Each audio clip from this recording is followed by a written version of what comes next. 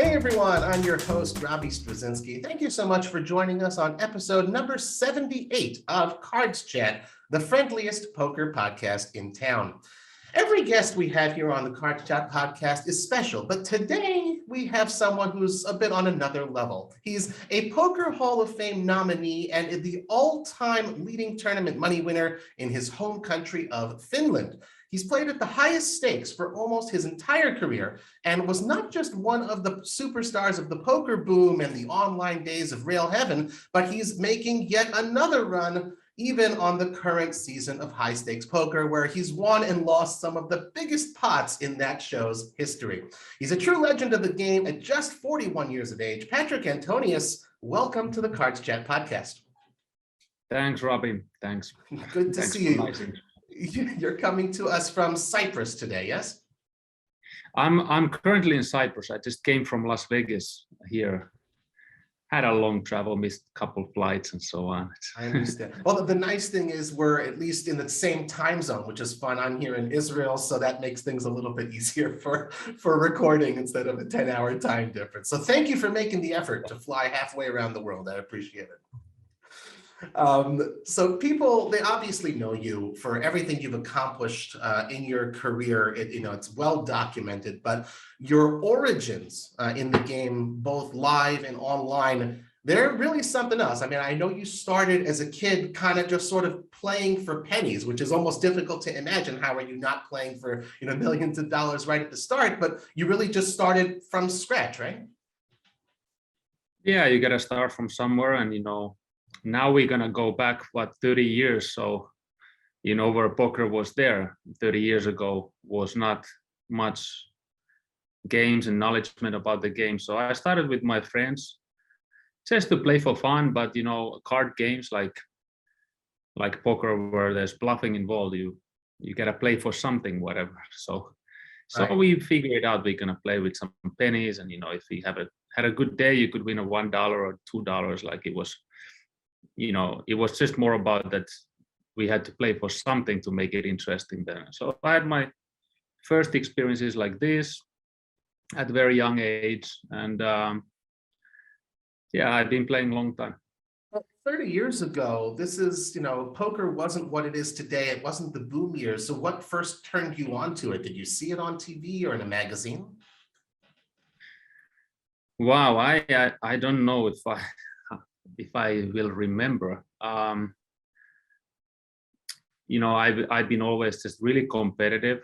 I've been playing sports since very little kid.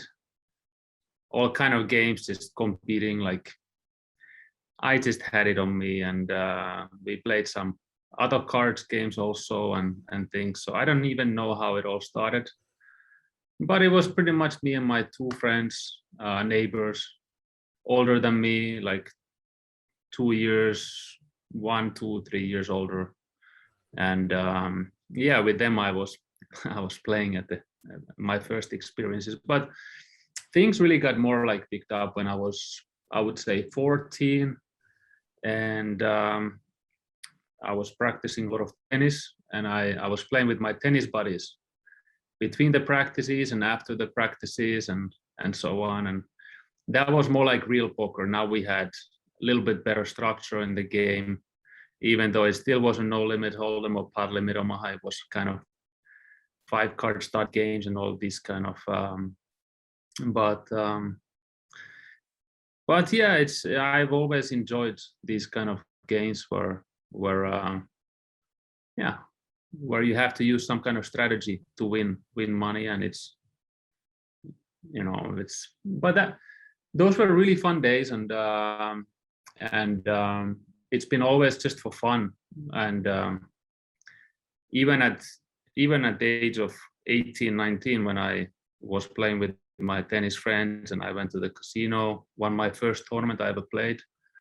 I had no idea that you can play poker professionally. I didn't know it exists. I didn't know anything really. I didn't know anything about that there's some world championship tournaments or anything. It was just I was on that level still, but Fascinating to hear that, because obviously your roots are very humble, really just sort of started from that, like, this could just be the story of anyone. It's incredible. And we all know everything that you've done, but the roots are pretty amazing. You talk about also tennis, and I'm sure, backhand, forehand, you used to deliver newspapers as well, like genuinely very, very humble roots is something, that can resonate with a lot of Yeah. people. I imagine you don't miss that so much.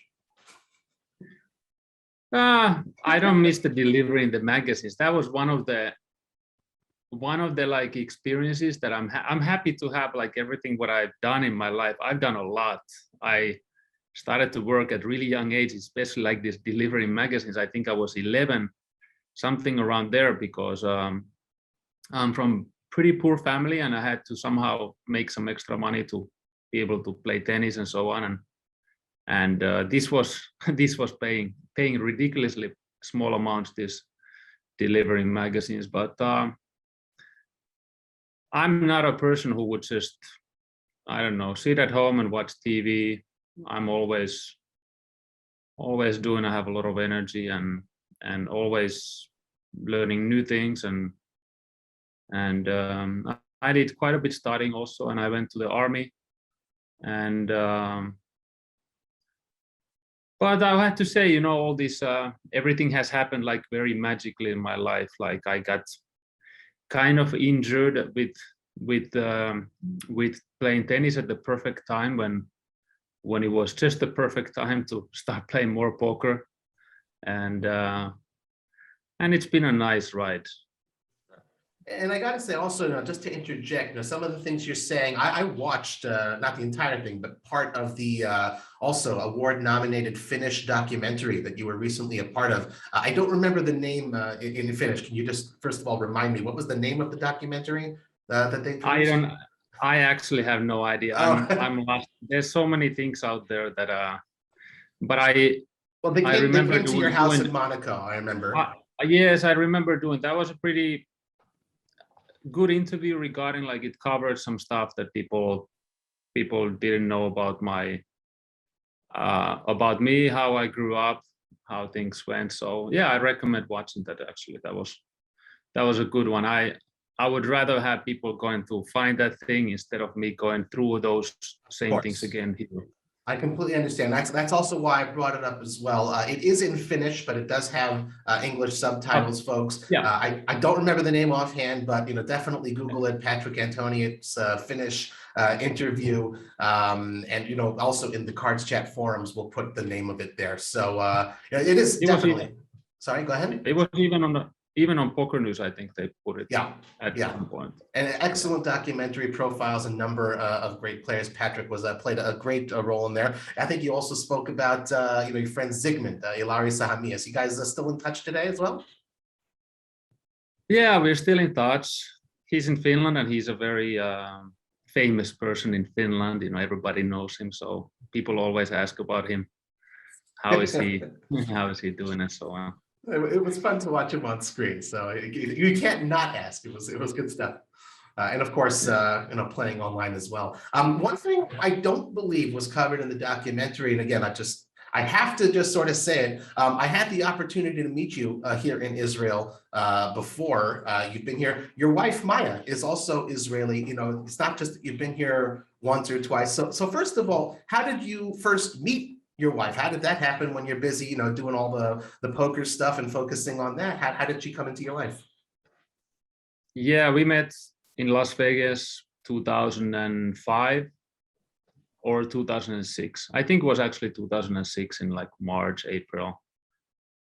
So that's a long time ago, 16 years ago. Yeah, 16 years. Yeah, she was born in Tel Aviv in Israel, but she grew up in LA. And yeah, that's where we met. We have two daughters. They're pretty old, turning 15 and 12 now in a couple of months. And I'm very fortunate to have a nice family.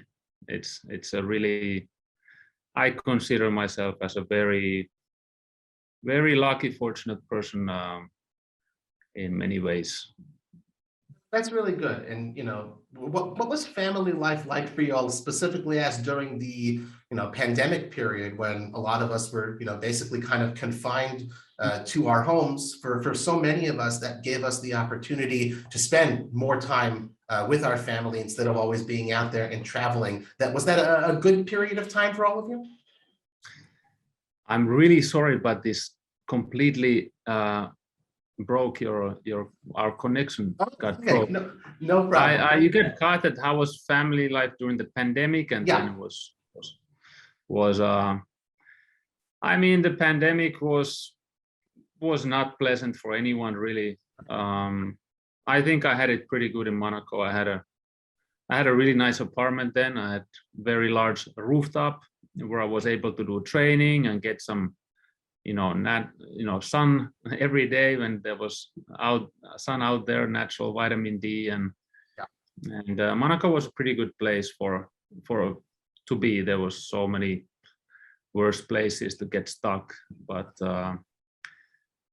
yeah, and I'm extremely happy that looks like that everything is moving to a right direction now. So yeah, thankfully, yeah. I'm happy to hear that. Well, in poker, we have to change gears. So in the interview, we will as well, and we'll shift a little bit more into the poker stuff. PLO, Pot Limit Omaha, obviously continues to gain massive popularity, but like you said, you were fortunate to come in at a relatively good time. Not just a no limit hold'em nosebleed professional. A PLO is really where you kind of broke your chops in there. What was that like, the early days of PLO 15 years ago, online especially? Yeah, I mean, I started to play PLO probably like 22 years, 23 years ago. And somehow we figured it out in Finland that this is the best cash game. We had, I would say, 80-90% of the cash games already 20 years ago was just PLO. This is what we like to play. And we had no Hold'em was the tournament game, which is I would say the best tournament game there is. But yeah, I guess PLO has been the game where I had maybe the most success in cash games, and also like in this was my first game where I made my good money actually. Pretty much things got more excited for me regarding like making results and profit when I put online. I forgot, 100 or 200 euro. I forgot, but that was 1999. Yeah. And I played on this site 24-hour poker, which had pretty much only Scandinavian players and not a large players pool, which was very good for me because I learned now how I got to play with same players a lot instead of new players coming and you would have to figure it out. So I turned these 100 or 200 euro dollars to like 30,000 in 2 months with just playing $1, $2, and $2, $4 PLO. And then when I had more, I started to play some 5, 10. But this was this online really like escalated my learning process of the game and also the speed of making money. Like live game, it was always a full ring and you grind all day and you don't get so many hands in.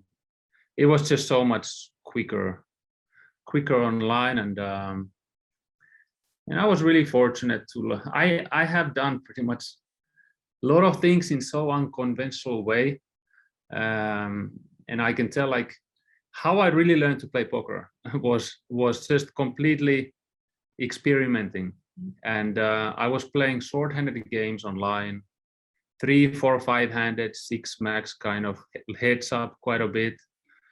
And my game was way too aggressive, overly aggressive. I was just raising most of the hands and betting almost every pot and turn. And I literally learned it backwards, that I just learned that, okay, this is not a good spot to bluff here, not a good situation to try to buy it. So it was pretty easy. I just had to tighten up my game little by little and spot by spot, and but players couldn't adjust to my play style. They would end up kind of losing the reality of what's going on, that they would just put all the money in with average hands when I had the best hand, and if they would raise me, it was easy to fold, and yeah, it was. But that's like how I kind of learned it. I never read anything, no book, no poker books. I never had really anyone to share anything about poker information. I mean, with Zygmunt on the early days, sometimes we were playing online together, just hang out, but we did not really have any good chemistry regarding like talking about hands.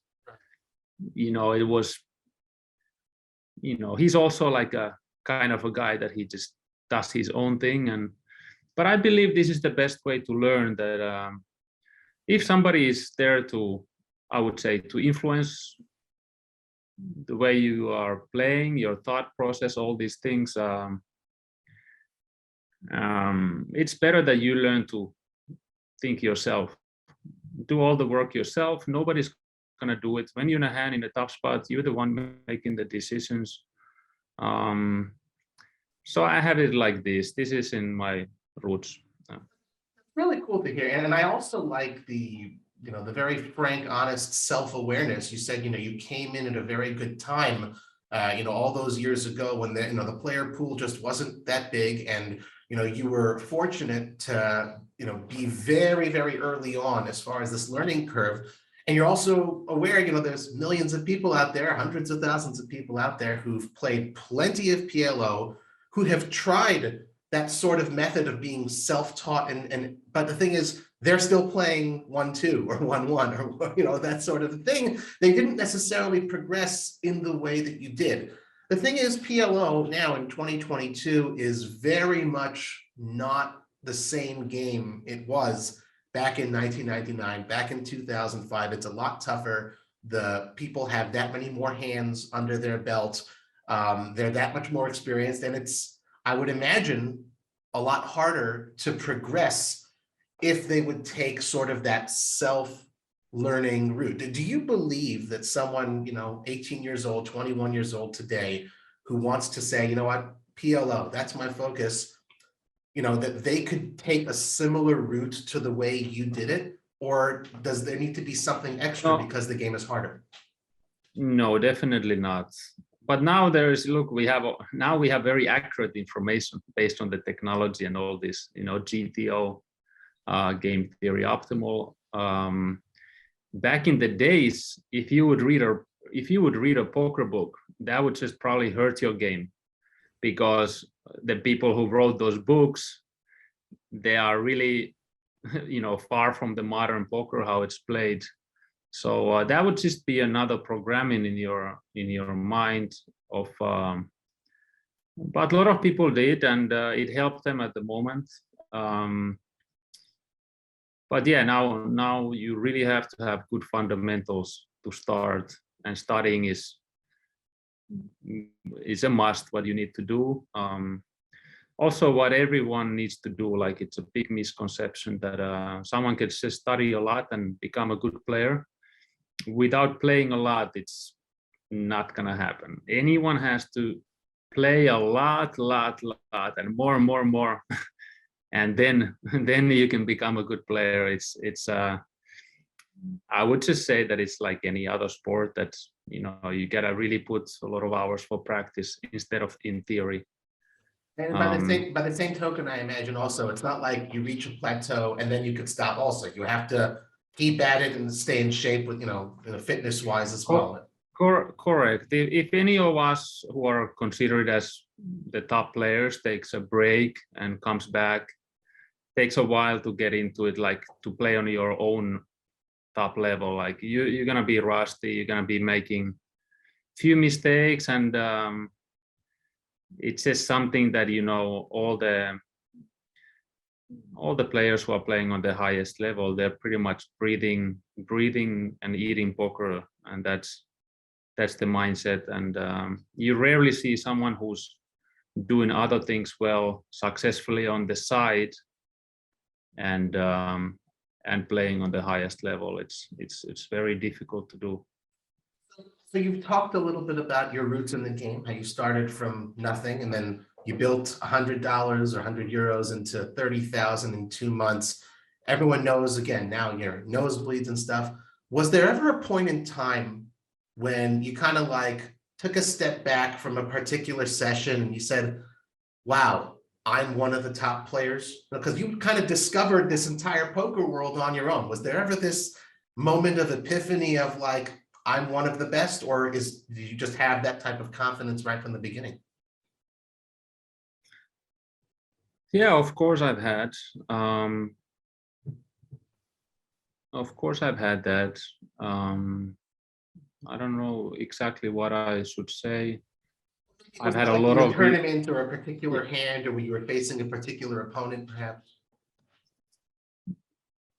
I mean, I really, things moved really fast with me. I would say that I became maybe the best player or one of the best players. It's poker. It's just, there's no such a thing as best player, and you can just say that one of the top players. But I became one of the most successful online players from Europe in really quick time. I think that happened in inside of 1.5 years since I started to make money, and that was just with the simple fact that I was able to play against the best with really low stakes, because online didn't have big stakes. And that was one of the things that I was really fortunate. I mean, I would find the best limit hold'em player online and play 30-60 limit hold'em with him and be so happy to break even after like 1 or 2 hour session. And I learned a lot from him. And I would do pretty much the same in every game that I wanted to improve at the very beginning. That was kind of my teachings, that go to play a better player, and pretty much like I didn't have to play many sessions with them, and then I was winning against them. But that's the thing, like nobody was really on a very high level then, but things happened fast. I also had a lot of, I played a lot. I probably averaged like 12 hours a day for maybe 6 years straight. So that's a lot of poker. And the rest of the time I was doing sports, which I always do every day. I'm training, and then I was analyzing. I was doing a lot of analyzing in my head. That's what I was doing. Just thinking a lot of situations, my opponents, what can I make to even have better results, and just playing. And that was just how it happened. The Doyle Brunson story. I remember that, he has talked about how he used to just deal out a physical deck of cards and play out situations. So it's a similar type of thing. You just went through the motions yourself with the online, going through your hands. Yeah, that's just what I did. And all this confidence comes, at least with me, from the results. I like to be as honest as I can be with myself. Then you go wrong if you have a wrong picture of the reality of your level and your opponent's levels. So I was always doing a lot of reality checks, and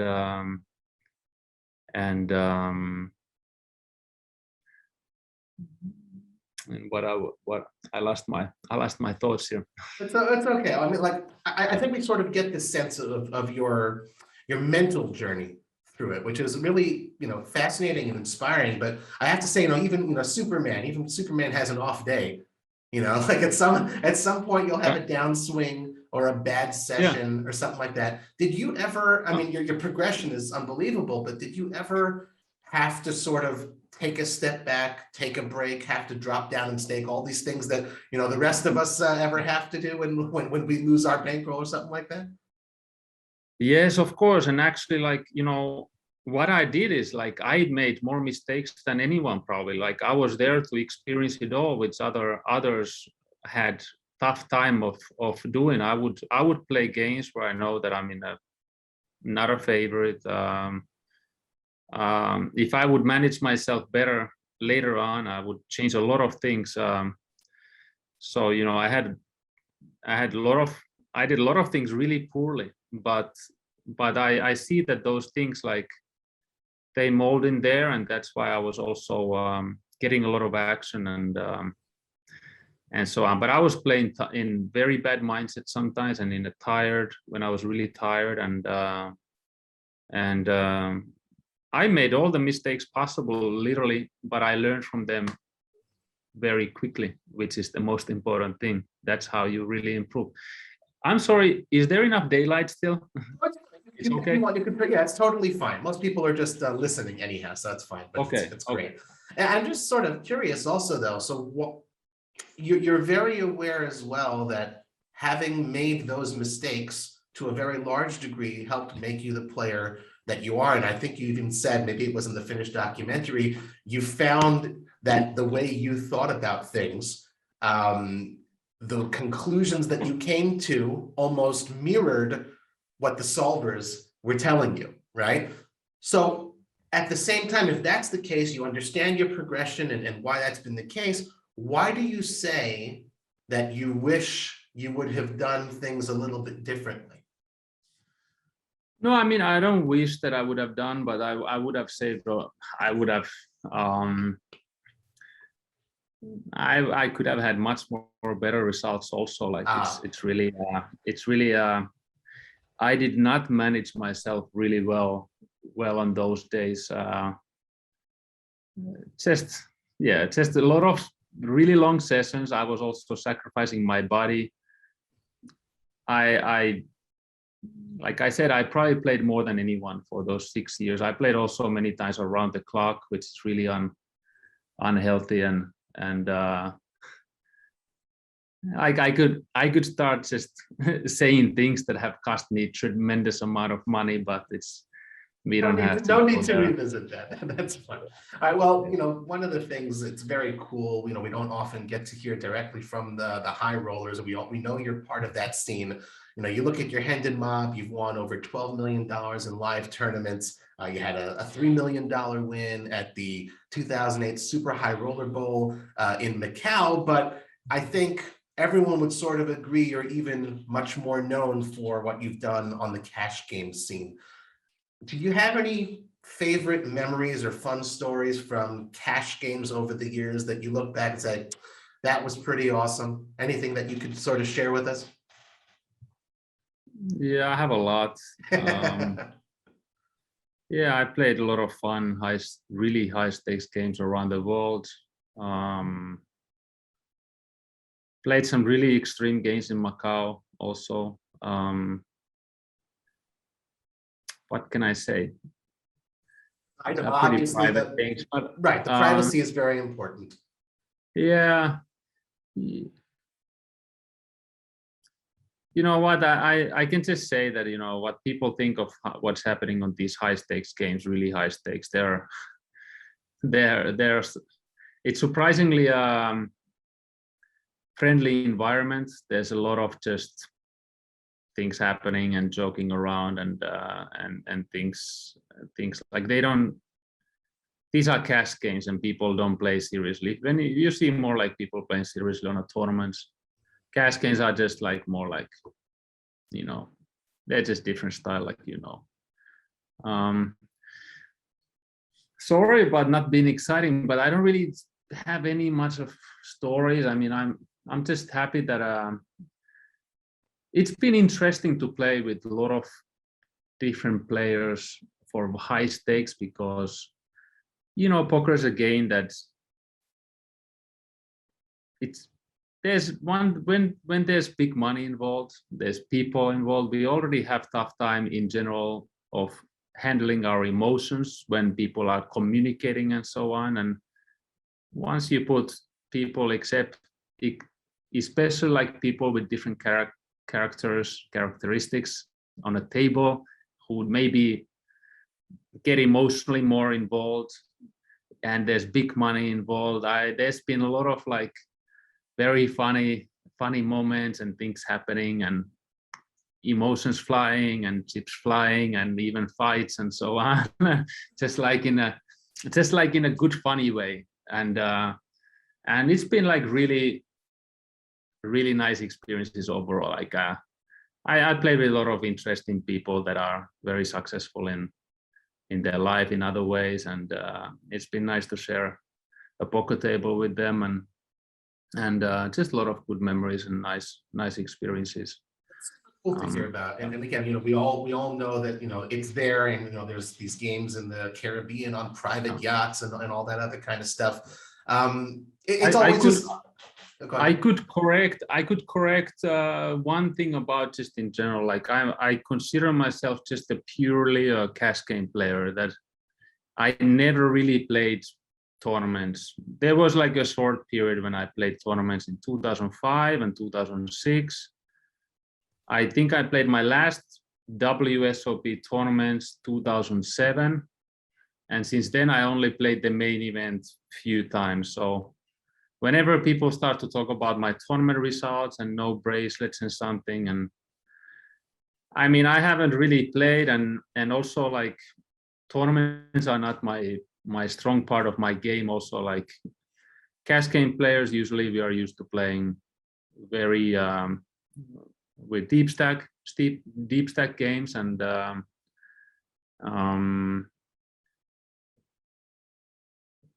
we also play pretty exploitative strategies when in deep stack, and I understand my weaknesses. Like I would say that there's a lot of players who have played like thousands of more tournaments than I have, so they are more, they're much more less likely to make mistakes with 15 big blinds, 20 big blinds, 25 big blinds, 30.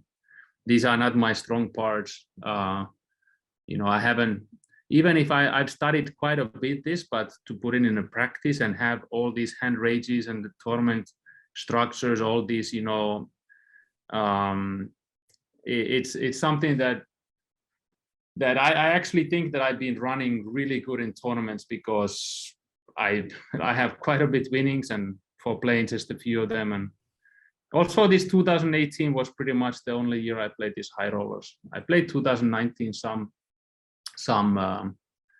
so I think my this ROI, return of investments, I think this is how you would look at, like, should be the proper way of looking at who are the best tournament players.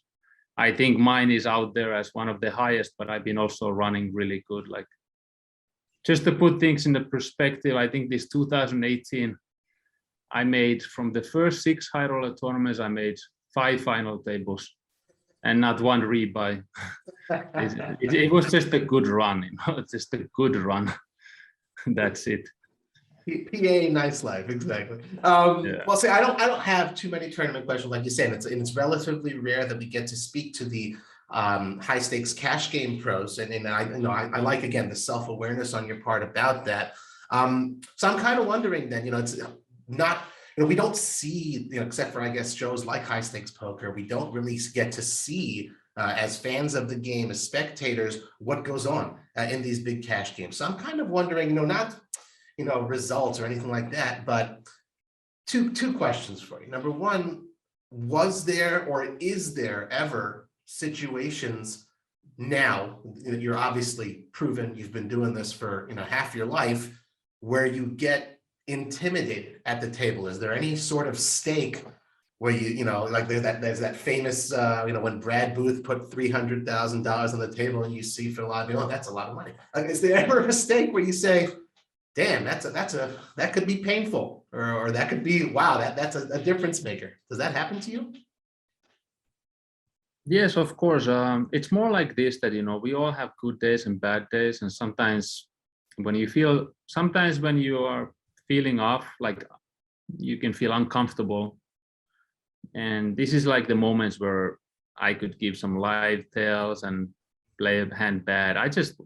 I would just rather just quit this kind of cash game when I have a day like this. Regarding money, I think it's pretty like, I really rarely think of it as money. I just look at it as chips. The game can be really big. But yeah, I've been there many times when I have played way too big of a game for my bankroll, and I'm feeling the pressure. I don't want to play a massive pot. It's too big of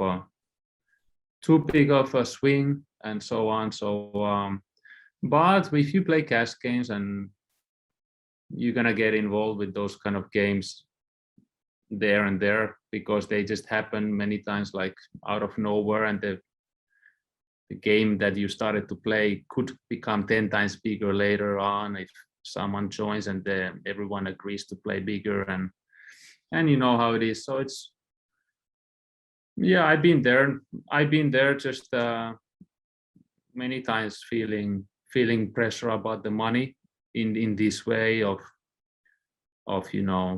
it could have affected to my decisions also. And that's the thing with high stakes, like that is an interesting part of it, that what you don't have in a low stakes, where the money becomes a interesting factor, like even for the billionaire guys. Like, even it's a different thing to bet 100,000 or 50,000 on the river, or even more, or call. As long as you haven't lost the value of money, it's a lot of money. It's a car or whatever. And so it brings another strategy of reading people and putting them kind of on the scale of what are they comfortable and what's their abilities. And if you know what I mean, like it's an important part regarding managing your game against these players and so on. And I believe that it's somehow that, I don't know the reason why I've been able to handle this kind of pressure and so on. Maybe because of my sports background, I feel like that in sports you get on a very uncomfortable situations all the time. You get pushed to the limits. You just like performing under pressure, under extreme pressure sometimes, and maybe it helps for poker. But very insightful. But I see my skill, like I see that I'm like made to play high stakes cash games. I have much worse results and performances on the lower stakes. For some reason, I haven't been able to bring the same kind of level as on the high stakes. I feel like that I have made worse calls, worse bluffs. I haven't been able to get on that present moment and really zooming in, and maybe it's something about the motivation that doesn't get my full attention this moment right now. At least it used to be like back in the days. But the higher we play, the better I've been playing always. It's been, I would say, it's most of the cases, I think it's the opposite, that people play worse because they feel more pressure on the high stakes and they play better on low stakes. For me, it's the opposite, at least based on my own experience. We all know diamonds only form under the highest of pressures. Well, in that case, I have to ask also, you've done it. You've been to the mountaintop. You are at the mountaintop of poker. You've got plenty of outside interests, fitness and tennis, and you're a family man. You got a good life. What is it that still makes you go to the poker table? What are you sort of chasing? What, you can practice whatever game selection you like. What makes you go and sit down at the felt? What are you hoping to experience or to achieve? Yeah, it's a good question.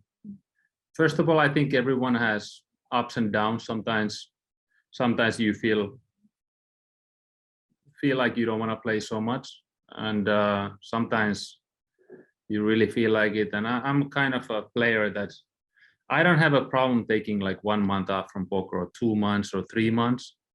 I have no problem. But once I start to play and I find an interesting game, that this game is good, this is, I start playing and I want to play every day. I'm like really, I'm like this. Then I get to the game and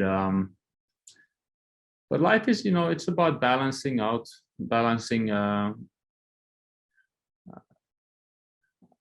I played a lot, and anyone who.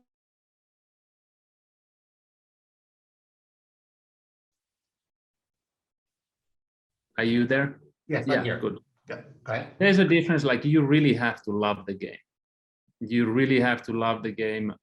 If you don't love the game, I believe at least that your brain will not let you like develop the highest possible skill. It's something like it's something to do with the unconscious motivation. What you really love, you become good at. So I love to play. It's in me, and of course sometimes I don't enjoy the game if it's nothing exciting, and but yeah, I can see myself playing till very old age, and it's I mean, I always keep promoting poker as a game, as one of the most amazing games. It just gives you so much. I mean, it gives you such an opportunity to learn things about yourself. Also, for your brain, it's good.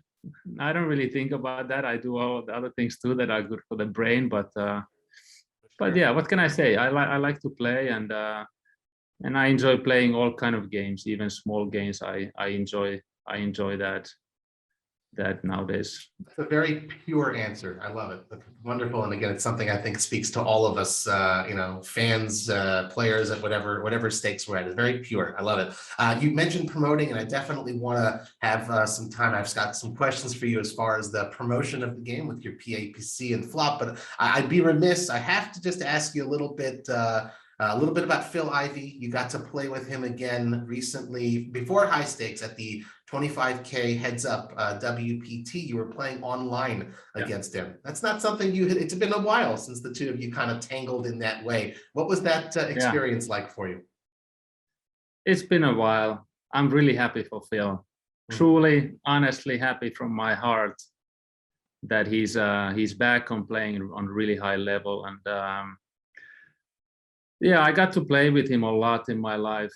I'm very, very happy, fortunate that I got to experience like playing with him. Actually, I mean, he made me a better player. Also, like I said, playing against the best players, it really helps you to improve. And I was there playing with him on those, I would say, 3-4 years when he was literally just playing his absolute best. And I'm so impressed to really rarely see him having a bad session. I mean, everybody plays hands poorly sometimes, but he was definitely the best player those days, and managing himself well also. So I have really tremendous respect towards him based on my own experiences of playing against him. And too bad that I played pretty poorly on that final table, and I made another mistake that I'm learning. We were in Cabo, and for some reason I had some drinks the night before, and I don't really drink alcohol. Like I really rarely drink some alcohol, and so I didn't feel that great next day. I skipped training, had a bit low energy, and it pretty much led to kind of a poor performance. I'm really not happy how I played, not creative, making wrong decisions, and he was playing very well.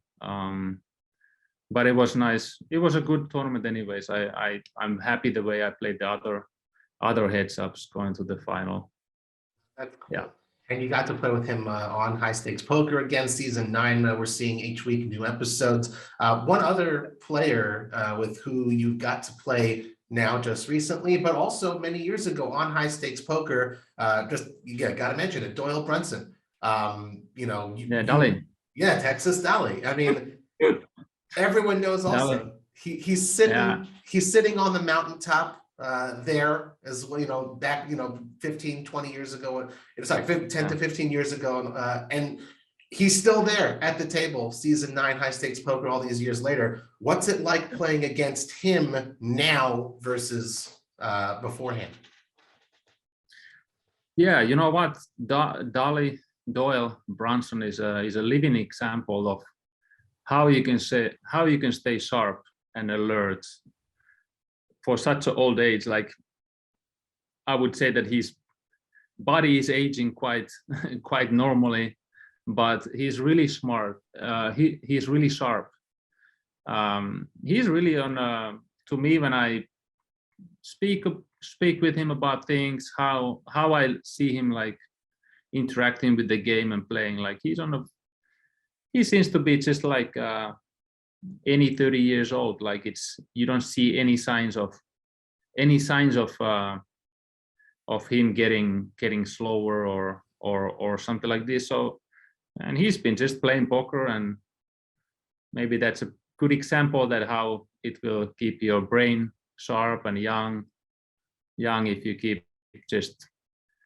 playing. So it's problem solving, and every day is a new day, new situations, new players. So but yeah, he's a real legend. All the credit to him. All the credit. It's nice to see Dolly. Really, really nice that he's still around. Yeah. It's cool. It's one thing to just watch it from the sidelines, but it's pretty cool to kind of hear that sentiment from someone who's in the ring with him as well. I promised you we would talk about your ventures about promoting the game. We see on High Stakes Poker, as well as right now, you've got the patched on Flop First Land of Poker. What exactly is Flop about, and what are you representing when you wear that patch? Yeah, so pretty much 4 years ago, 4 years ago, I started a project with my co-founder for First Land of Poker, Flop, and the goal was pretty much to help the players with technology, solving like things that how we can improve the experience of poker, how we can make how we can elevate our industry, how we can just like, yeah, how we can improve things basically. And the one thing that about we started to solve is this thing that everyone is still struggling a bit of finding the right game, what you want to play, without just spending a lot of time and hustling around and being connected with everyone. And it's still pretty complicated process to, when you want to play poker, okay, I want to play 10-20, and where do you find players and the poker room, and how do you get to this game, and you're driving 1 hour and no game or full game, you're waiting, bad experience, you do something stupid and you don't go back. And there's a lot of players who don't play because they don't want to waste this kind of effort and time for it. And so with First Land of Poker, we have created an application where we want to connect players who have interest of playing similar games, same games, whatever, no limit and what limits, and in the same location. So we're connecting players based on their game preferences around the world, and also connecting them with the poker rooms, which is a very key thing, because that's another part where is a miscommunication, that poker rooms don't have a tool to reach players and communicate with the players all together to help these games to happen. So we have created these tools, and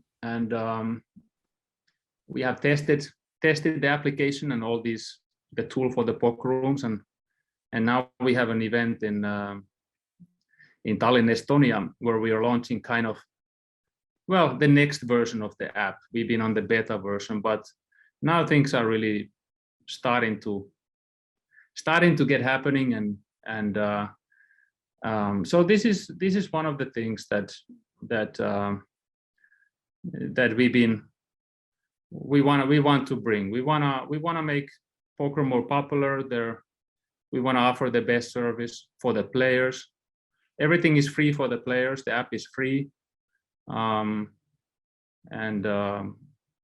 that's our main thing. But we have a lot of things. We have created the flop GTO, where you can get all the game theory optimal solutions for pre-flop tournaments, cash games, heads ups, all this. So we have those, and we're gonna have post-flop coming, and all the solutions like you're supposed to have. And we also have our live brand, which is PAPC, Patrik Antonius Poker Challenge. So we're gonna have these very nice live events around the world in nice locations, and we have now in Tallinn in the Olympic Casino, and the goal is to do more events in USA this year. And you heard it here first on the CardsChat podcast. And also like UK we got approached, like we're gonna have these nice events, but we have pretty much tournaments from small stakes to high stakes, not very high stakes. 10K is the biggest high roller, and also cash games from small stakes to high stakes, and we have interesting things. We have a new advanced shot clock. We will introduce that in Tallinn. It's kind of my invention, but I see this also inevitable of coming to poker, and it's I could talk about it a long time. It's really, I think it's gonna be good for just everyone who likes to play poker. First of all, firstlandofpoker.com, to get all of the details on what's going on with the app. And again, also, if folks out there, if you run a poker room, or if you want your poker room manager to be aware of it, basically let them know, firstlandofpoker.com. And I want to talk about this PAPC coming up in Tallinn. It's April 4th through 10th coming up soon. The thing is, and like you said, you got that super high roller for a 10K, and you've got a ladies event there as well. You've got the Patrik Antonius, the Patrik Challenge. I believe it's like a heads up challenge where, if you get through the gauntlet, that they get to face you, something like that. Yeah, it's like we are picking 16 players. I forgot, it's through some live satellites and all this, and they're gonna play like a hybrid format, four tables of four-handed, and winners gonna play heads up against each other, and then the winner will play against me on a live stream, a heads up match. So that's where the challenge is, and we're giving quite a bit away. I forgot already, it's on my phone, but we have really nice things what we're giving away. Like everyone will get something, and we have a package for Monaco, for Monte Carlo, and free poker lessons from me, and so on. I'm not gonna read that. It's irrelevant, okay. But anyways, we're very generous regarding what we're giving out.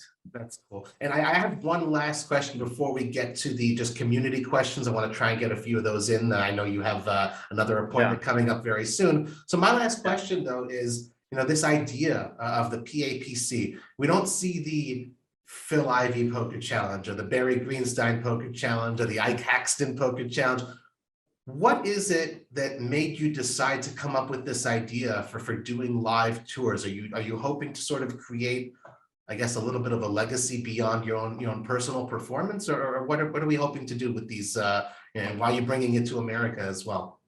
Yeah, well, no legacy for me. I'm more interested of throwing nice events for poker, and I get to try and experiment things that I think are gonna be good for poker, like for example this advanced shot clock. We tried it already in 2019 on high rollers.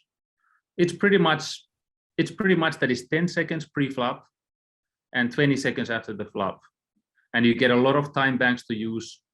And now there's going to be a change to it that if there's a 3-bet pre-flop, then you get 20 seconds after. But the whole point is really to get a better game flow to the table. So, people are not waiting on their turn to look at their cards, and nobody's stalling and all these things. It's plenty of time. Even the dealer, after 2-3 seconds, when he sees that you're not folding your hand, he puts the time on, and you can use 5 minutes if you need. You have a lot of time banks. We're giving them like 15 of them, 30 seconds each. But this is really, I would say that it's solving a lot of problems that are some, if you can consider them problems on tournaments, of people taking advantage and making the game unpleasant with just people want to come to play, and you got to really think about the experience that recreational players, they don't want to come there and wait 5 minutes every hand. They want to play. They don't want to be stared down and someone taking so long and so on. But it's really I think it's going to bring also like a new strategy for tournament, that once someone goes really low in time banks, you can definitely it brings another element of putting more extra pressure against this player, which is really welcome. It's really welcome new strategy on the tournaments, and we'll see that's something that now you got to manage. Like, you play smaller pots and you don't want to use time banks, so you don't care about small pots, for example. Like, it just brings you a little bit extra things to manage. But yeah, the goal was not to do any kind of tour and stuff. But it looks like that these events are, people loved it last time so much, and they've been asking since then that when is the new event, and we had a really nice one, and we're gonna keep doing fun events. No tour, but I'm happy to throw events everywhere, and also it's like introducing our tools, what we've been building, our application, how we're using it in our events and to the poker room and so on. So it all makes sense in this way, all together. And folks, again, just a reminder, April 4th through 10th at the Olympic Casino, Tallinn, Estonia. You can meet Patrik and enjoy everything that the PAPC has to offer. And we will have first time we will have 1-day meetup games in oh, nice. in Olympic Casino. So even if you play like a $1, $2 no limit or PLO, you have a chance to play with me, because I'll be playing in many different tables. 30 minutes there, 30 minutes there, 1 hour, like on the meetup game, because it's a very nice thing. People can take pictures and play hands against me that they could probably never have a chance to play with me, because if we play different stakes. You're speaking my language, so now I'm wishing I was on a plane to Estonia very soon. So it can be a nice experience for anyone. And by the way, Estonia, Tallinn is really nice place to play poker. It's all brand new, high quality. One of my favorite places to play poker, definitely, at least in Europe. So. Well, for those of us who won't have the opportunity to go to Estonia, this is now the segment of the show where we turn to you guys, our CardsChat community, where you can at least ask your questions and put them forth for our interviewees. We have a dedicated thread on the CardsChat forums for this. As we announce who our guests are, you can send them in, and these folks, I don't know that they'll be in Estonia, but they still wanted to pick your brain, Patrik. So I hope we have just a few minutes to do that before we have to wrap it up. Chica Bonita, thank you very much for sending these questions in. Chica Bonita wants to know, Patrik, she says, you won the biggest pot in the history of online poker in your matches against Isildur, Victor Blom. What can you tell us about him, and why do you think that he unfortunately crashed after such an amazing run that he had? He also sort of had that fall. What's your perspective on it? Well, Victor Bloom, I actually know him personally quite well. I spent some time with him. I've been in, when he was living in London, I used to go to his place and stay with him and became friends with him. And to me, he is one of the most talented players that has ever played the game. There's no doubt about it. And also I know that how he has learned to play, it's kind of same way as me. There's no books, there's no studying. It's all in his own talented mind. And I've seen him play sessions really like a genius, and also I've seen him play poor sessions. So I would say that why he couldn't survive was pretty much that he didn't manage himself well. He was playing in with the bad mindset sometimes, and wrong games and so on. But super nice guy, and I believe that if he wants, he can get back on the top level of the game. But I don't know what are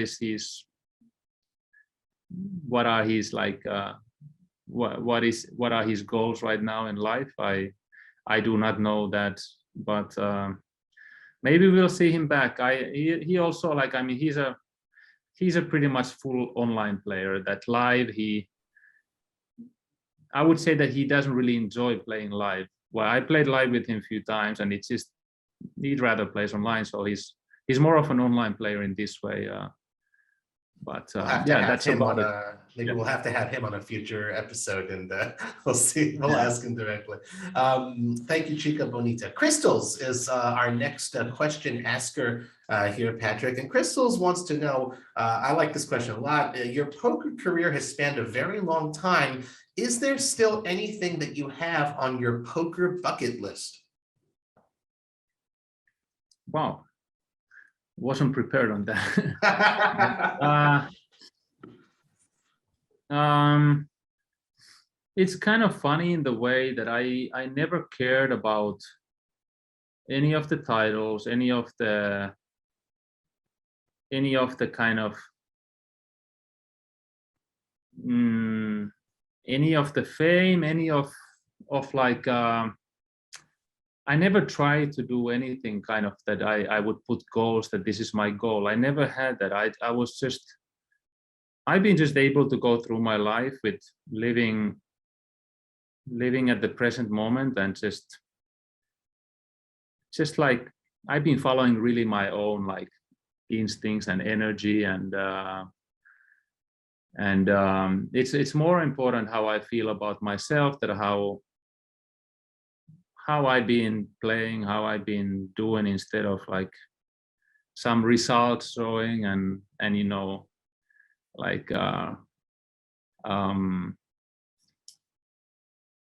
it's definitely something that sometimes I get off from the questions, but I definitely want to keep competing on a high level. I might take some breaks from it, but it's something that I want to keep testing myself, and also experiencing those moments that when you play against the tough competition, and seeing like seeing where you're at. So I feel like if you ask me right now, I think I'm gonna be playing for a long time in very competitive poker. That's just I see like I'm still kind of people see me as a legend, but it's still like I have a lot to give. I have also a lot to improve regarding my games, especially about tournaments, regarding like all these 10 to 30 big blinds, just dialing that in if I wanna play some high rollers or any tournaments. And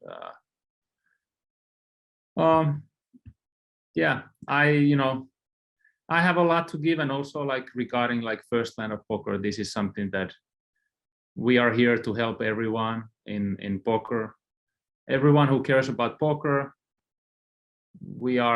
Hopefully we can make a big impact of making poker a more popular game, just elevating the image of poker, with just that everyone has better experiences and services and so on. This is one of my main things that I'm working now. I love that. It's a great answer. And, I love that also that you obviously know and you're very thankful to the game. And, now I guess you see it's the opportunity to give back. I think that's very beautiful. We've got time for one last question. Acid Burn FX always asks the most creative questions. I see you smiling at the great name there. So thank you, Acid Burn. I love this question. So we'll end with this. Patrik, if a song was played every time you entered a room, what song would it be and why? Oh man, I don't want to disappoint this guy.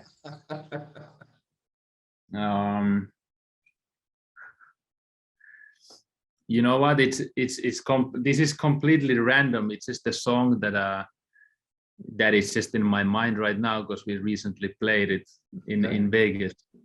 It has nothing to do with anything else than just good vibes. But it's just this song, like for everyone, just oh wow, everything went dark. It's okay. No, it's just the song that just what is it? Don't worry, be happy. This song we were chilling with my friends with this song, but what is life really about? It's just all of us, we can influence to our lives to make our lives better. Just don't bring other people down with your energy. Just stay on good vibes, help others, we are all in this together in this life. In some way we are all connected. You hurt someone, it's same as hurting yourself. So like I actually think music is playing a very, very big important role to bring us together and raising our energy, vibration, all these things. So for me it's just all happiness. Whatever we can just feel better, it's what I would choose this one. It's a nice. I'm happy we chose that question on which to end the show, and it's a beautiful note. Don't worry, be happy. Thank you everyone who sent in your questions for Patrik Antonius. And again, just a friendly reminder to all of you out there in the CardsChat community, we would love for you to submit your questions for our future podcast guests in the dedicated thread on the forums. Guys, please be sure to give us a good review on iTunes and spread the word via your social media channels if you like the show. And again, one more reminder, the PAPC, April 4th through 10th at the Olympic Casino in Tallinn, Estonia. You get to meet Patrik for yourself. Hopefully, I don't know if I'll be there, Patrik, but hopefully in a future opportunity, I'll get to see you again, shake your hand. And I just want to say thank you very much for your time, for spending the last hour with us. I really appreciate it. Thanks, Robbie. And you can follow us on Instagram, First Land of Poker, also PAPC. And you're welcome to follow me also even.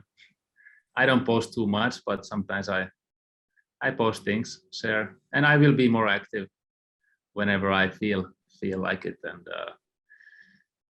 okay, Robbie, it was a pleasure. Thanks for nice interview. And I appreciate it. Guys, thank you all for tuning in to another episode of CardsChat. I'm Robbie Strazynski. You can follow me on Twitter @CardPlayerLife. I wish you all a wonderful day.